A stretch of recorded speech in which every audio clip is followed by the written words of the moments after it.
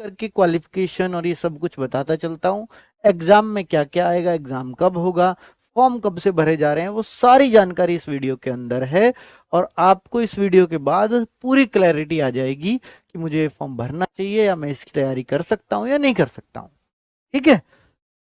TDA की नौकरी वैसे पहले से ही काफी फेमस नौकरी मानी जाती है, बहुत शाही नौकरी मानी जाती है।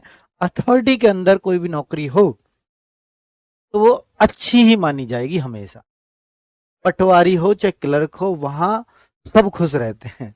चलिए आगे अगर बात करता हूं कि ये फॉर्म कब स्टार्ट होंगे, तो 6 अक्टूबर से स्टार्ट होंगे।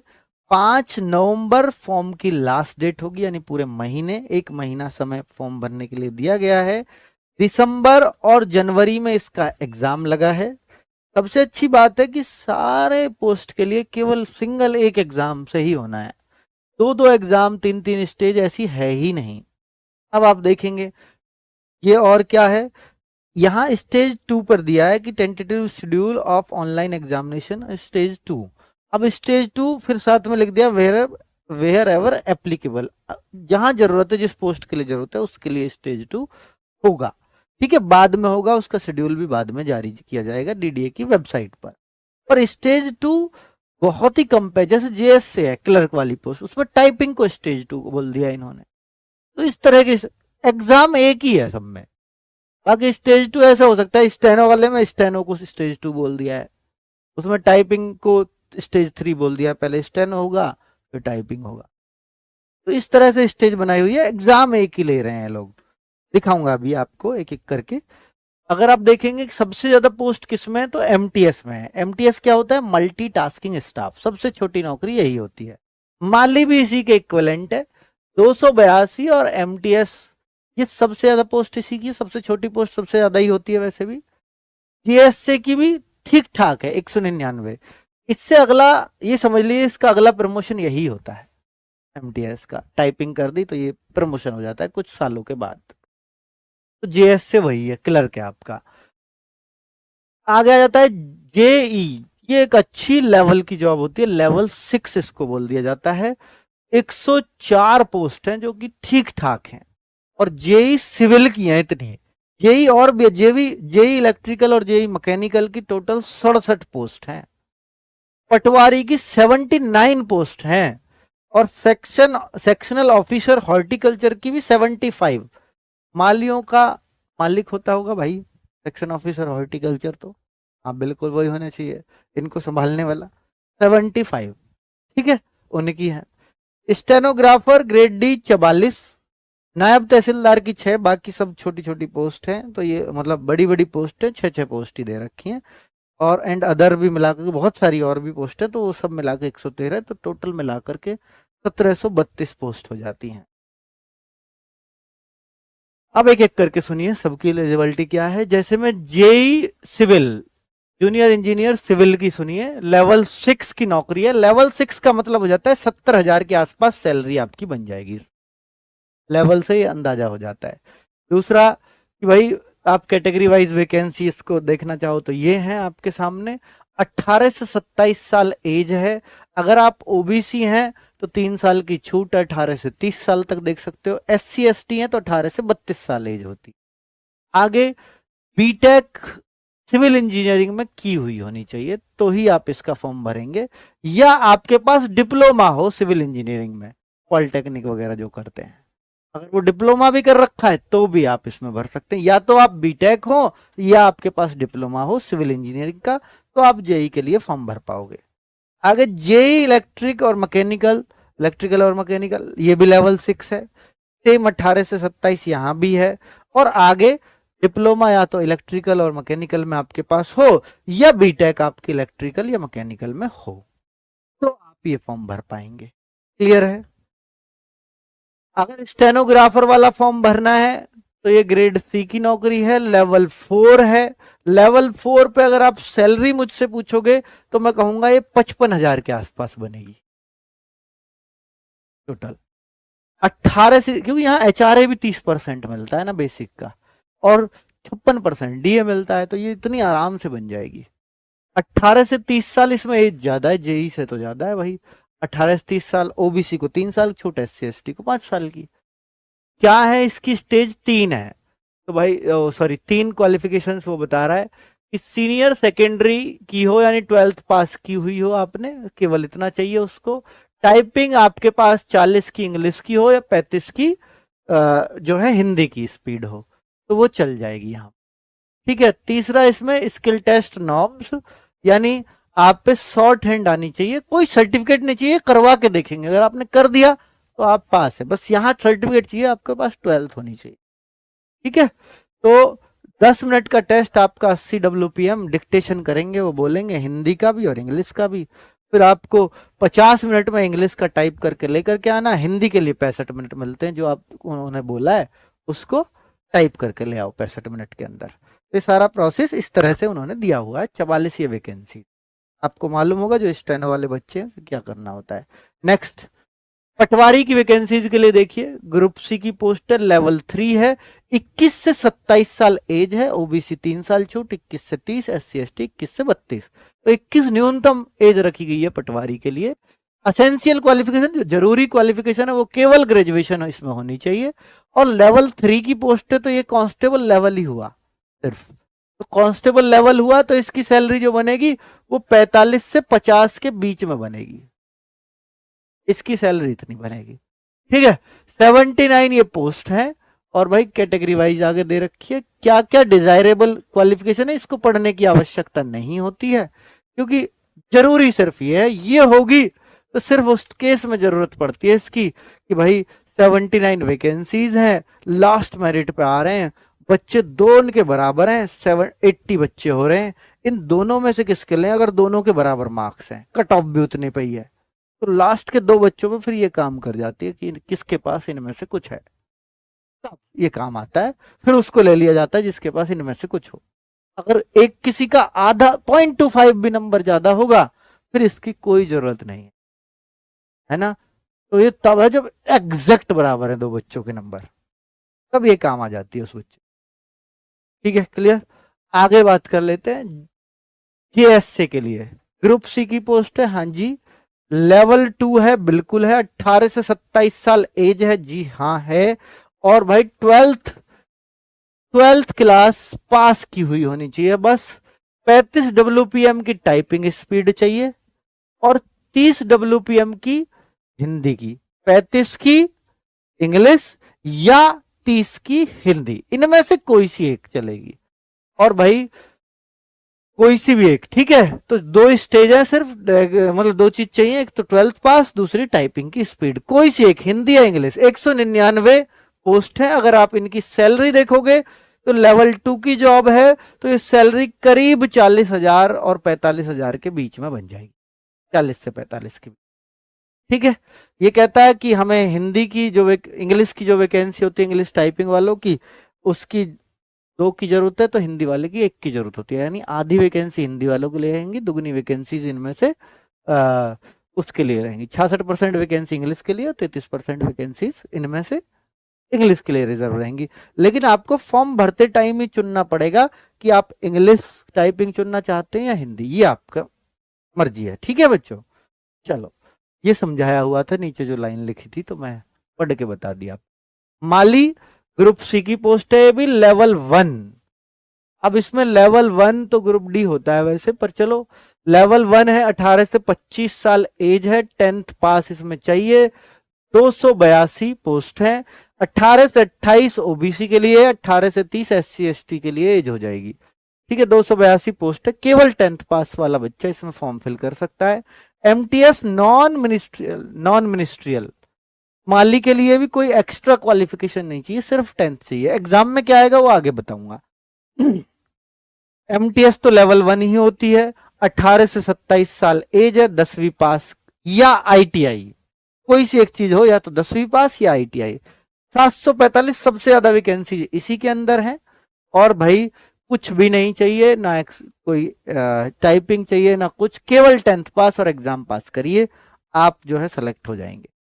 ठीक है, वैकेंसी और रिजर्वेशन तो उसने यही समझाया हुआ है कि भैया जो ओबीसी का सर्टिफिकेट है नॉन क्रीमिलेयर का होना चाहिए, सेंट्रल का बना हुआ होना चाहिए, सेंट्रल गवर्नमेंट ऑफ इंडिया का, और 1 अप्रैल 2025 से 5/11/2025 के बीच का चाहिए, यानी फॉर्म की लास्ट डेट। तो देखिए इसी फाइनेंशियल ईयर का ओबीसी मांगा गया है और ईडब्ल्यूएस भी इसी फाइनेंशियल ईयर का मांगा जाता है। ईडब्ल्यूएस में तो फिक्स है कि उसी फाइनेंशियल ईयर का चाहिए जिस फाइनेंशियल ईयर में वैकेंसीज आई हैं, लेकिन ओबीसी का कहीं कहीं मांग लेता है, ऐसा जैसे यहां मांगा गया है कि ओबीसी भी इसी फाइनेंशियल ईयर का नॉन क्रीमिलियर का सर्टिफिकेट चाहिए होगा। बाकी एससी एसटी में ऐसी कोई कंडीशन नहीं है कि कितना पुराना कितना नया चाहिए।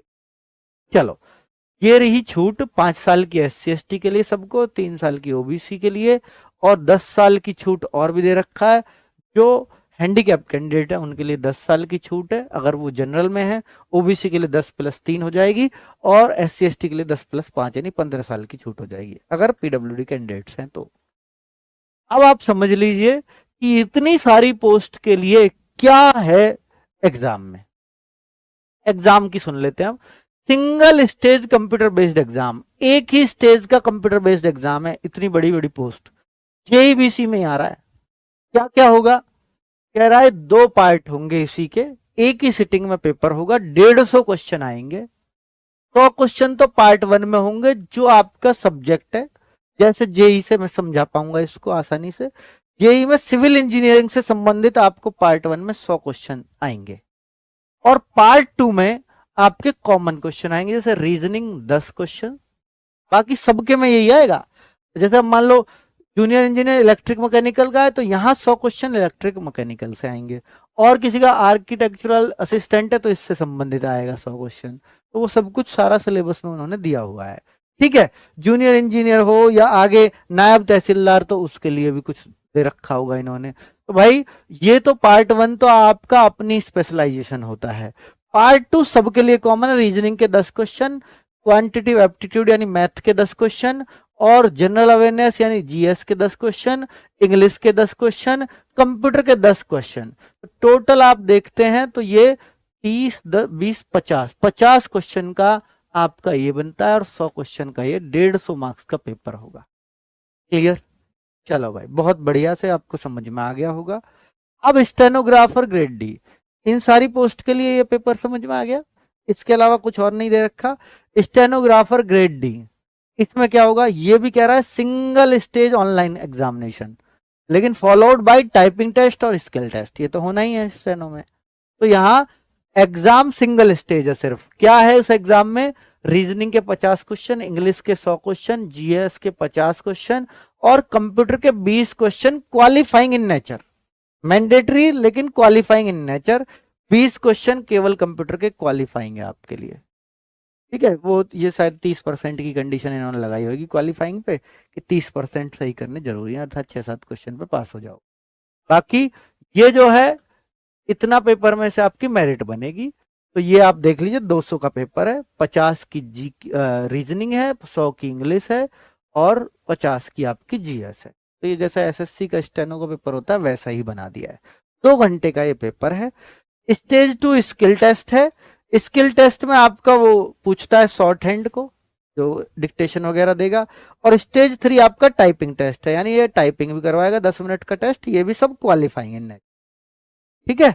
तो जो 40 की स्पीड इंग्लिश में देनी होगी वो यहाँ टाइपिंग टेस्ट में। चलो भाई तो ये स्टेनोग्राफर क्लियर। आगे पटवारी की बात कर लेते हैं, single stage computer based exam पटवारी का। देखिए आप सुनिएगा, देखिए पटवारी में क्या क्या आएगा, जनरल अवेयरनेस 30 क्वेश्चन, रीजनिंग के 35 क्वेश्चन, मैथ के 30 क्वेश्चन, इंग्लिश के 30 क्वेश्चन, हिंदी या उर्दू, तो हिंदी चुनेंगे ज्यादातर बच्चे, 30 क्वेश्चन हिंदी के, और ये नॉलेज ऑफ रिलेवेंट एक्ट्स, ये कुछ पटवारी से कुछ संबंधित कुछ एक्ट्स कुछ अलग से सिलेबस दिया हुआ है, वो 25 क्वेश्चन एक्स्ट्रा आएंगे, और कंप्यूटर का एक क्वालिफाइंग टेस्ट होगा। तो कुल मिलाकर के जो आपका एग्जाम है वो यहां तक होगा। ये कितने मार्क्स का हो गया, आप देखेंगे 200 क्वेश्चन है। तो 200 क्वेश्चन 200 मार्क्स, 2 घंटे 15 मिनट का पेपर होगा, यानी 2 घंटे 15 मिनट। 15 मिनट ये शायद कंप्यूटर की वजह से एक्स्ट्रा भी दे रखे, तो ये क्वालिफाइंग है सिर्फ। ठीक है बच्चों, तो ये आपने पूरा समझ लिया कि भाई जो इन 200 में से ज्यादा अच्छा स्कोर करेगा वो पटवारी बन जाएगा। बाकी पटवारी के लिए और अलग से कोई स्पेशलाइजेशन नहीं चाहिए, उन्होंने यही मांग लिया है। पटवारी का थोड़ा बहुत ज्ञान इसको है या नहीं है, नपाई तुलाई से संबंधित कुछ क्वेश्चंस होते होंगे। ठीक है, चलो आगे अगर बात करें तो भाई जेएस से भी बहुत सारे बच्चे भरेंगे, है ना। क्लर्क वाली पोस्ट है, क्लर्क बोलते थे इसको पहले, एलडीसी जो बोलते थे वो एलडीसी ये हो गया है जेएस से अब। ठीक है, और एसएस से कर दिया है सीनियर सेक्रेटरी असिस्टेंट यूडीसी को, नया नाम। Single stage computer based exam, यानी सिंगल स्टेज का कंप्यूटर बेस्ड एग्जाम, यानी एक ही एग्जाम होगा कंप्यूटर बेस्ड इसमें भी, फिर फॉलोड बाय टाइपिंग टेस्ट और किया जाएगा। तो ये तो होना ही है टाइपिंग टेस्ट अगर क्लर्क की बात है तो भाई यहाँ स्टेज 1 में यानी एग्जाम में क्या क्या आएगा, मैथ के 30 क्वेश्चन है, रीजनिंग के 30 क्वेश्चन है, इंग्लिश के 40 क्वेश्चन है, जीके के 30 क्वेश्चन है। ये 20 क्वेश्चन आपके क्वालिफाइंग इन नेचर कंप्यूटर के हैं। तो ये टोटल अगर आप इनको जोड़ देते हैं तो ये 130 क्वेश्चन बनेंगे। 130 क्वेश्चन में से मेरिट लगेगी, और ये जो 20 क्वेश्चन है ये क्वालिफाइंग इन नेचर है, मैंडेटरी है बट क्वालिफाइंग इन, और ये 150 क्वेश्चन ही है भाई। इधर भी मुझे लग रहा है कि ये 25 जुड़कर ही 200 बन रहे होंगे, तो वो 20 जुड़कर ही।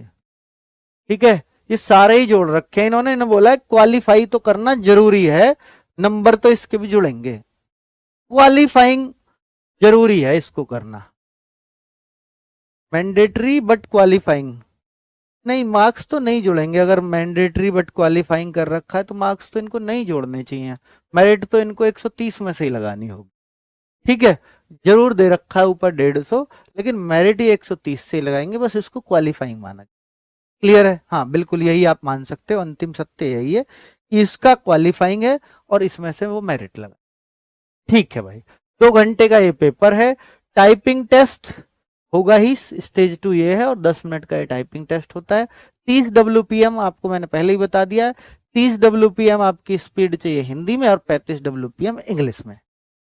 चलो आगे बात कर लेते हैं, computer knowledge test qualifying in nature में क्या क्या सिलेबस रहेगा, वो कंप्यूटर का सिलेबस इसने अलग से लिख दिया है, तो बस इतना इसको करना, मतलब समझना है। आगे माली के बारे में बात कर लेते हैं, माली के में क्या आएगा, सिंगल स्टेज ऑनलाइन एग्जाम, यानी एक ही एग्जाम है। पार्ट 1 में क्या है, टोटल 150 क्वेश्चन है, question paper shall be 100 mark consisting of 100 questions of objective type of the. अब देखिए पार्ट 1 में इन्होंने जो 100 क्वेश्चन इसके कॉमन सिलेबस से दे दिया है, यानी इससे स्पेशलाइजेशन से दे दिया है, जैसे आपने जेई वगैरह का देखा, और 50 क्वेश्चन इसने पार्ट 2 के पूछ लिए, रीजनिंग के 10 क्वेश्चन, मैथ के 10 क्वेश्चन, जनरल अवेयरनेस के 10 क्वेश्चन, 10 क्वेश्चन इंग्लिश के, 10 क्वेश्चन कंप्यूटर के, तो 50 ये बना दिए। 100 क्वेश्चन इसने स्पेशलाइजेशन का पूछ लिया है। वो स्पेशलाइजेशन क्या होगा, माली से संबंधित क्वेश्चन होंगे भाई, जिससे पता कर सकें कि हाँ भाई इसको इतना ज्ञान तो होना चाहिए, तो सिलेबस में दिया है अलग से। ठीक है, बाकी एमटीएस के लिए क्या है, 120 क्वेश्चन है, मैथ के 25 क्वेश्चन, रीजनिंग के 25 क्वेश्चन, जीके के 25 क्वेश्चन, इंग्लिश के 25 क्वेश्चन, तो 100 तो ये हो गए, और 20 क्वेश्चन कंप्यूटर के हैं, तो 120 क्वेश्चन ये एमटीएस के हो गए हैं। और यहाँ कंप्यूटर के कोई क्वालिफाइंग नहीं दे रखा है, 120 में से ही मेरिट लगेगी। एमटीएस का ये पेपर है, 2 घंटे का ये पेपर होगा। चलिए स्टेज 2 किस में होगी, स्टेज 2 उसने बता दिया था कि भाई स्टेज 2 है आपकी टाइपिंग, और टाइपिंग का रूल बता रखा है, समझा रखा है। जो जेएससी वाले बच्चे हैं वो टाइपिंग का रूल समझ सकते हैं क्या है, बहुत खतरनाक रूल इन्होंने दे रखा है। इन्होंने बोला कि जैसे आप की दबाते हैं, की स्पेस में भी की दबती है, वो तो कोई दिक्कत नहीं, तो ये कह रहा है 2000 बार की दबाई, इसको की डिप्रेशन बोलते हैं। तो आपके वर्ड्स कितने बनेंगे, क्योंकि ऐसा नहीं आरोप लगा पाएगा फिर कोई कि लंबे वर्ड्स दे दिए, छोटे वर्ड्स दे दिए, उससे कोई मतलब ही नहीं है। हम की डिप्रेशन गिनेंगे, 5 शब्दों 5 कीज का एक वर्ड मानेंगे एवरेज, ये होता ही है, रूल ही है। तो जैसे 400 शब्द हो जाते हैं ये, अगर आपने 2000 बार की दबाई है तो वो 400 शब्द माने जाएंगे। एक तो चीज ये समझ में आ गई। और अगर आपने 10 मिनट में दबा दिए तो ये 40 WPM भी मान ली जाएगी, 40 वर्ड पर मिनट, इस स्पीड को ये मान लिया जाएगा। लेकिन एक साथ में ये बात और बोल रहा है कि अगर गलती आपने, देखो किसी बच्चे को ये स्पीड चाहिए 35 WPM, ऐसा समझना, स्पीड चाहिए 35 WPM, इससे कम आप फेल। लेकिन इसने बोला अगर आपने एक भी गलती की तो हम आपके WPM में से घटाएंगे उस गलती को, यानी 39 WPM की आपकी स्पीड मानी जाएगी। बहुत खतरनाक रूल है। वैसे होना ये चाहिए था 400 वर्ड से एक वर्ड गलत हो गया, 399 बचे, 399 में 10 का भाग, 39.9 WPM होनी चाहिए थी, लेकिन ये 39 हो गई। अगर आपने गलती से 6 गलती कर दी तो बताओ कितने कितने की हो गई स्पीड? 34 WPM की। और 34 WPM का मतलब क्या हो गया? आप फेल हो गए। 35 WPM चाहिए था इंग्लिश के लिए। तो अब आप समझो ना इस बात को कि भाई अगर ये इसमें से 6 वर्ड घटा लिए जाते तो कुछ फर्क नहीं पड़ता, 394 वर्ड होते, 10 का भाग देता, 39.4 WPM की स्पीड, आप पास। लेकिन ऐसा नहीं करते, ये करते हैं WPM निकालेंगे, उसमें से 6 घटाएंगे, 34 WPM, आप फेल हो। आपको ये फॉर्मूला लगा के और तरीके से समझाया मैंने, बहुत आसान भाषा में समझाया, चीज वही है। ठीक है, चलो। वैसे टाइपिंग के कोई मार्क्स नहीं है, पर पास करना खतरनाक है। एक गलती 10 शब्दों को लेकर के बैठेगी, क्योंकि WPM ले रही है तो 10 शब्द ले रही है। 1/3 की नेगेटिव मार्किंग है, ये क्लियर, पेनल्टी उसने लगा दी है नेगेटिव मार्किंग कि किस पेपर में क्या रहेगी, तो 1/3 की रहेगी। तो पूरा DDA का नोटिफिकेशन था, जिसमें क्या कब क्या कैसे कितनी एज कितनी क्वालिफिकेशन क्या एग्जाम में आएगा, वो सारी पोस्ट के बारे में बता दिया। वीडियो भले ही थोड़ा सा लंबा हो गया हो, लेकिन सब कुछ क्लैरिटी से समझ आ गया हो।